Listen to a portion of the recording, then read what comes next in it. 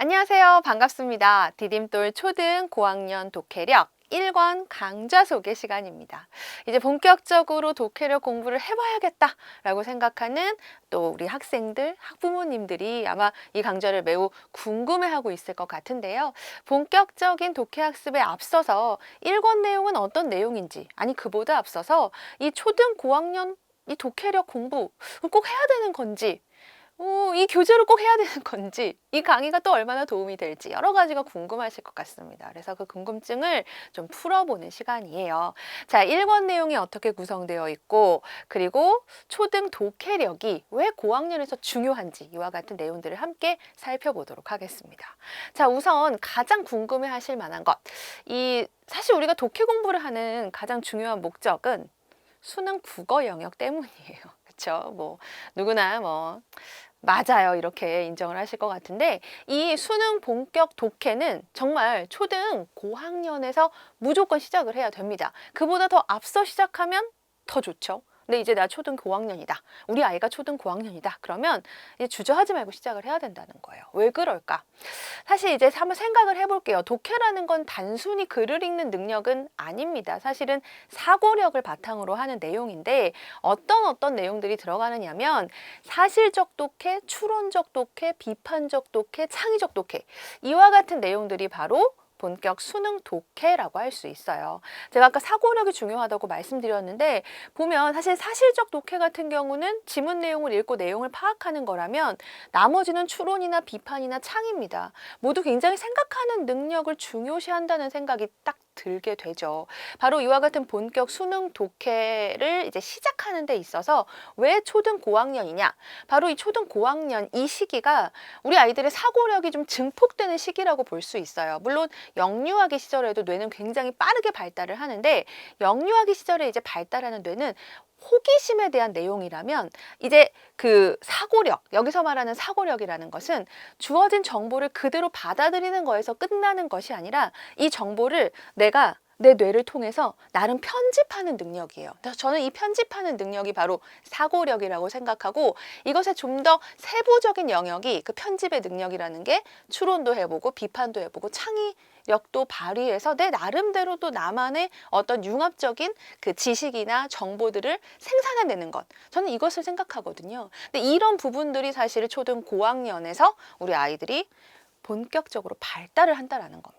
해서 우리가 시작을 해야 되는데, 여기서 사실 또 가장 중요한 건 막 이런 내용들을 보다 보면 막 무거워져요, 마음이. 저런 걸 과연 내가 할 수 있을까? 내지는 우리 아이가 할 수 있을까? 너무 어려운 것 같은데? 괜히 잘못 들어가서 아이만 힘들어지는 건 아닌가? 나 너무 힘들어지는 건 아닌가? 이런 겁이 덜컥 난단 말이죠. 해서 저는 뭐라고 생각하느냐면, 초등 고학년 독해력만큼은 무엇보다 재미도 있어야 한다는 겁니다. 자, 그래서 좀 더 자세하게 알아볼게요. 초등 고학년은 본격 독해 훈련의 적기이자 기회이다. 왜 그런가 하면은, 자, 한번 우리 그 학제를 한번 좀 살펴볼까요? 초등, 중등, 고등으로 이렇게 이어진단 말이죠. 이때 초등 저학년, 그리고 초등 고학년, 이 전 과정과 중등 1학년 과정까지는 나름 학교 시험에서 좀 자유로운 시기입니다. 아무래도 그렇겠죠. 우리가 다음 학교로 진학하는 데 있어서 내신 성적이 이렇게 정립이 되듯이 쌓여서 반영되는 시기는 사실 이 시기는 아니거든요. 자, 그리고 중등 이제 2학년부터 고등까지, 이때는 사실 학교 시험 준비로 굉장히 바쁜데, 이 바쁜 수준이 어떻게 되냐면요, 학교 시험을 따라가는 것만으로도 굉장히 힘에 부친다는 거예요. 우리의 학부모님들 같은 경우는 우리의 고등 시절을 한번 생각을 해보세요. 물론 요즘 아이들은 영교시 수업이라든가 내지는 야간 자율학습을 의무적으로 한다거나 이런 건 없지만, 그 힘든 거는 상대적인 것이고, 아침에 해 뜨기 전부터, 겨울 같은 경우에는 해도 뜨기 전부터 일어나서 하루 종일 시달리다가 밤에 들어온단 말이죠. 그럼 그 시간에 자야 하는데 잘 수가 없어요. 내일 모레 수행평가가 있다 그러면 또 책을 봐야 되고, 내일 모레 시험, 다음 주 시험이다 그러면 또 공부를 해야 된단 말이에요. 학원에 갔다 왔다고 해서 공부가 끝나는 건 아니거든요. 그러니까 사실 이 시기에 뭔가 새로운 거를 내가 한번 해보겠다라고 하는 건 사실 정말 힘든 일입니다. 매우 힘든 일이고, 그래서 효율도 높게 나올 수가 없어요. 그러니 사실상 학교 시험에서 자유로운 이 초등 시기와 중등 1학년 시기까지, 이때가 사실은 최고의 기회다라는 것이죠.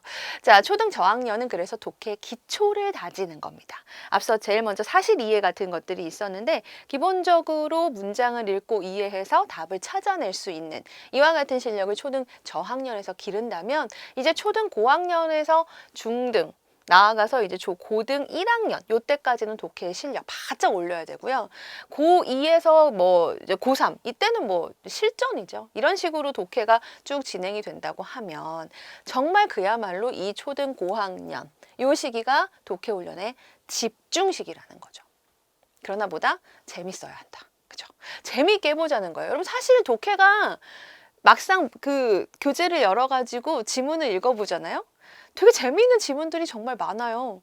그리고 뭐 책 읽어라 책 읽어라 우리가 그런 얘기 많이 하잖아요. 근데 책 읽는 것도 정말 뭐 읽기 능력을 향상한다고 하는 거는 결국 이제 최종 단계의 목적이라면 그 상황이 재밌어야 돼요. 읽는 책의 내용이 재밌어서 또 읽고 싶고 아 이거 무슨 내용일까 다음 내용 궁금해지고 이게 사실은 읽기의 시작이라는 겁니다. 근데 학부모님이나 학생들이 서점에 나가서 시중에 정말 많이 나와 있는 교재들 일일이 검토하고 비교해서 이 교재가 딱이야 여기까지 가는 건 사실 어렵죠.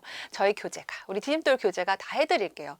이 초등 고학년 독해력은 총 4개로 4권으로 이루어져 있습니다. 1, 2, 3, 4 이렇게 가는데요. 자, 구성을 보시면은 여기 어휘 수준, 글감 수준, 글의 길이가 나와 있죠. 나름의 기준에 따라서 분류를 했다라는 거예요. 그래서 우리 독해 공부는 어떤 식으로 진행이 되느냐면 이렇게 계단식 학습입니다.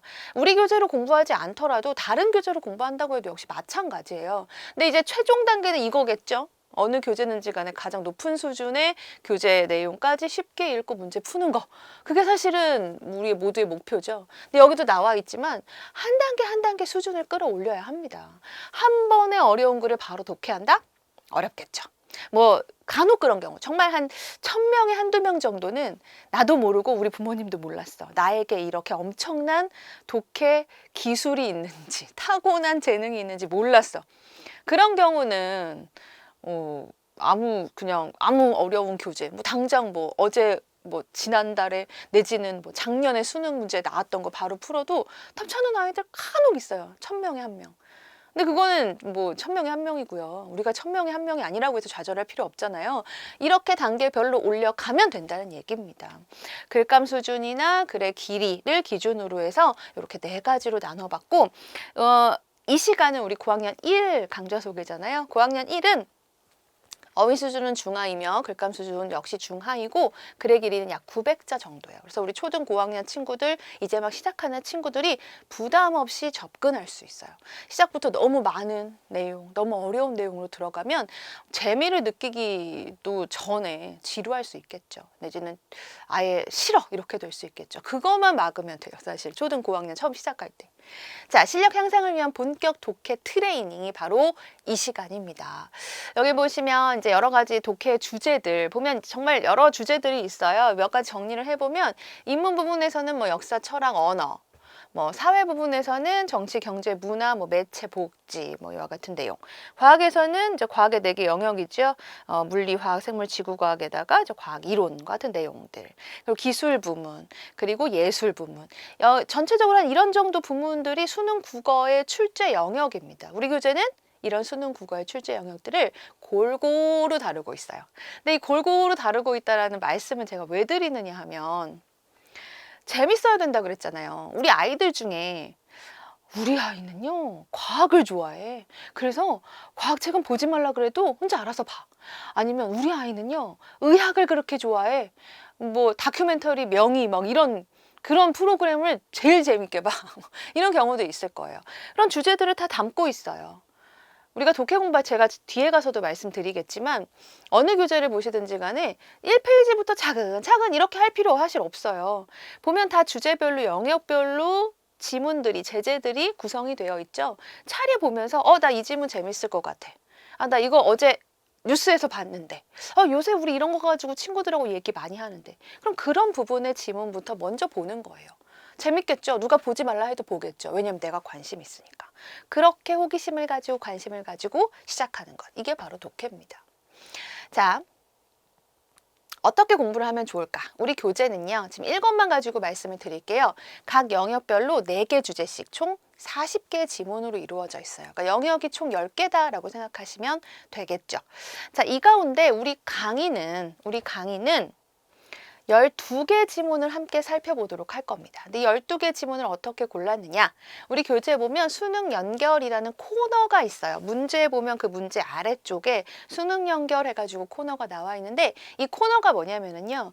우리 교재에 있는 이제 문제들 가운데서 이 유형이 수능에는 어떤 식으로 나오는지 내지는 수능에 나왔을 때 어떤 식으로 접근을 하면 좋은지 정말 그야말로 독해의 어떤 기술이라고 할 수가 있겠죠. 그런 내용들이 담겨 있는 건데 제가 생각할 때 우리 학생들이 사실 스스로 공부를 하는 거거든요. 공부는 스스로 하는 거예요. 강의 듣는 게 다 공부가 아니잖아요.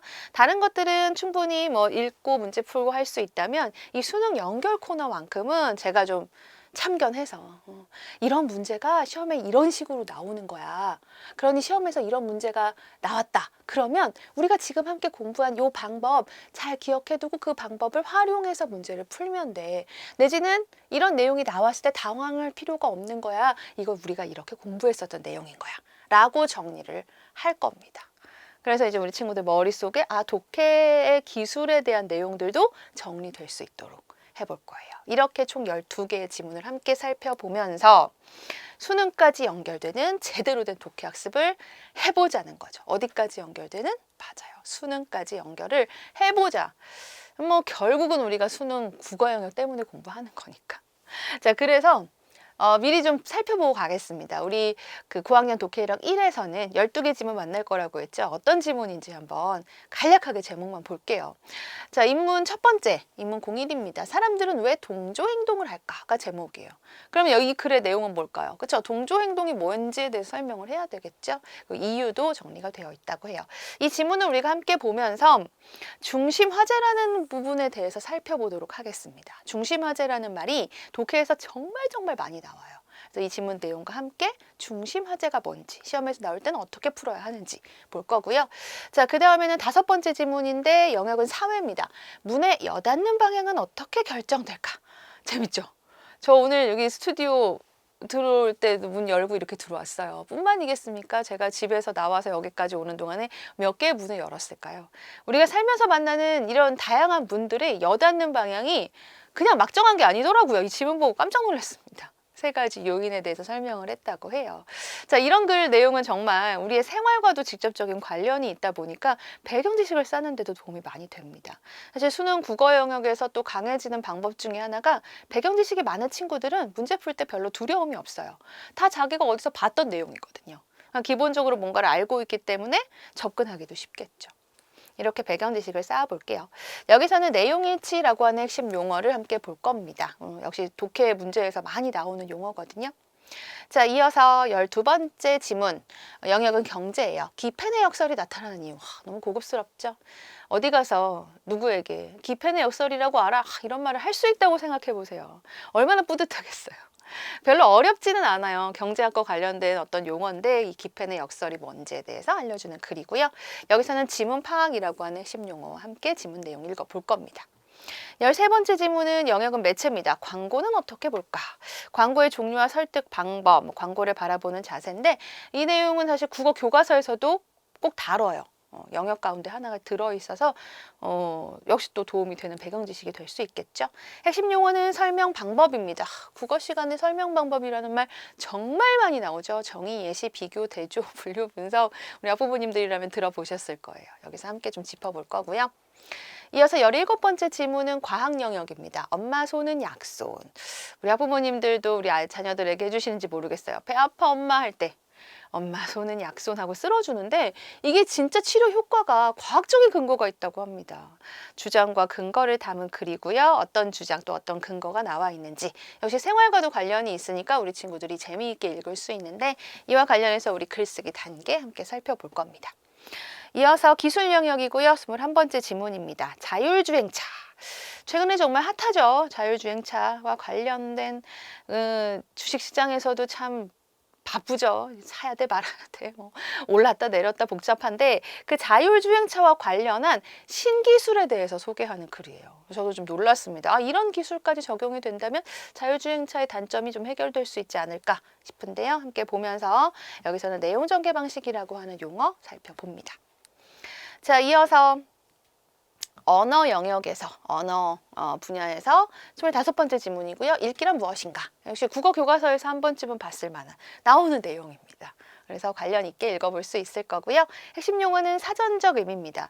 이 용어는 제가 다른 친구들로부터도, 다른 제 제자들로부터도 질문을 정말 많이 받아요. 선생님, 사전적 의미가 무슨 뜻이에요? 그만큼 시험 문제에 많이 나오는 용어예요. 근데 우리 친구들이 잘 몰라요. 정리를 해볼 거고요. 자, 계속해서 이제 언어 영역 부분에서 28번째 지문이고 지시표현의 3개입니다. 우리말의 대표적인 지시표현, 이, 그, 저의 의미와 쓰임인데 역시 국어와 매우 관련이 깊죠. 핵심 용어는 시간의 흐름입니다. 시간의 흐름, 공간의 이동 이런 말도 또 문제에서 많이 나오는데 여기서 함께 살펴볼 겁니다.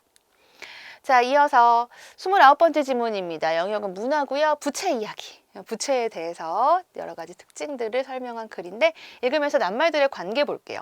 이 독해에서 사실 또 중요한 게 어휘력입니다. 어휘력을 향상시키는 여러 가지 방법 중에서 낱말들의 관계를 이용해서 정리를 하면 훨씬 더 많은 그 어휘들을 훨씬 더 쉽게 정리해서 머릿속으로 넣을 수가 있어요. 그 내용이 무엇인지 함께 볼 거고. 자, 이어서 예술 영역이고요. 33번째 지문이에요. 영화 속 소리. 영화 속에 나오는 소리가 하는 역할입니다. 영화에 관심 있는 친구들이라면 한 번쯤 좀 재미있게 읽을 수 있는 지문이 아닐까 싶고, 뭐 꼭 내가 뭐 앞으로 영화 하는 사람이 뭐 될 거다라는 생각을 안 한다 하더라도 영화는 우리 많이 보잖아요. 영화에 나오는 여러 가지 소리들이 이런 역할을 하는구나 쉽게 읽을 수 있는 지문입니다. 글의 제목이라는 용어인데 글을 읽을 때 글의 제목이 하는 역할이 굉장히 커요. 국어 시간에도 많이 나오고 여기서 함께 보도록 하겠습니다.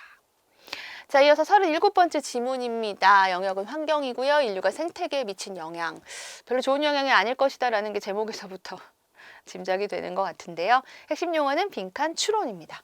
추론적 독해와 관련해서 우리가 추론하기가 정말 중요하거든요. 그냥 사실 이해보다도 수능 독해 같은 경우는 추론이 정말 많이 나와요. 문제 영역에서 출제 빈도도 높고요. 그래서 추론에 대한 여러 가지 내용들을 볼 건데 여기서는 빈칸 추론에 대해서 살펴봅니다. 자, 그리고 이제 마지막 지문이 40번째 영역은 환경입니다. 지구가 점점 뜨거워지고 있다. 요거하고 좀 관련이 있을 것 같기도 합니다. 지구온난화, 열섬으로 인한 심각성에 대해서 알려주는 글이라서 우리의 또 생활과도 직접적인 관련이 있고 얘는 나아가서요 논술 문제로도 정말 많이 나와요. 그래서 여러분 우리 친구들의 또 생각을 정리해 볼 수 있는 시간이 될 것 같습니다. 핵심 용어는 출제자의 의도입니다. 이것도 정말 많이 들어보셨죠? 다른 뭐 문제들도 마찬가지입니다. 그런데 독해에서도 출제자의 의도를 파악하는 것은 오답률을 낮추고 정답률을 높이는 데 정말 중요한 역할을 해요. 출제자의 의도란 무엇이고 어떻게 파악해야 하는지 함께 살펴보도록 하겠습니다. 이와 같은 내용들이 이제 1권으로 구성된 강의의 내용이에요. 사실 강의를 듣는 것만으로는 독해 학습이 되지 않아요. 왜냐하면 강의를 듣는 건 정말 그냥 강의를 듣는 거거든요. 아, 이렇게 독해를 하는 거구나라는 그 모습을 구경하는 거예요. 실제는 우리 친구들이 하셔야 됩니다. 우리 학생들이 직접 하셔야 돼요.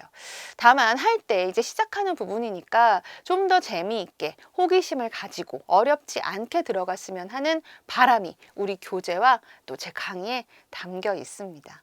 뭐 여기 나온 순서대로 하나씩 들으면서 문제를 풀어야 하느냐? 그렇지 않아요. 딱 차례 열어보고요. 어떤 영역들이 쭉 나오죠. 10개 영역 가운데서 나는 과학 영역이 재밌는데? 그럼 과학 영역에 어떤 지문들이 있지? 여러 가지 지문들이 있어요. 이 중에서 나는 이 부분에 관심이 있는데? 그러면 그 지문 먼저 읽는 겁니다. 그리고 문제를 푸는 거죠. 다만 중요한 건 지문을 읽고 문제를 푸는 이 일련의 과정들은 오롯이 스스로 해야 한다. 처음엔 어려울 수 있습니다. 누구나 처음에는 어렵습니다. 어렵지 않으면 왜 하라고 하겠어요. 쉬워서 하라고 하는 건 사실 아니거든요. 그런데 꼭 해야 한다면 보다 흥미롭게, 보다 재미있게, 그리고 보다 유익하고 효과적으로 해보자는 거죠. 우리 디딤돌 초등 고학년 독해력과 함께 해보도록 하겠습니다.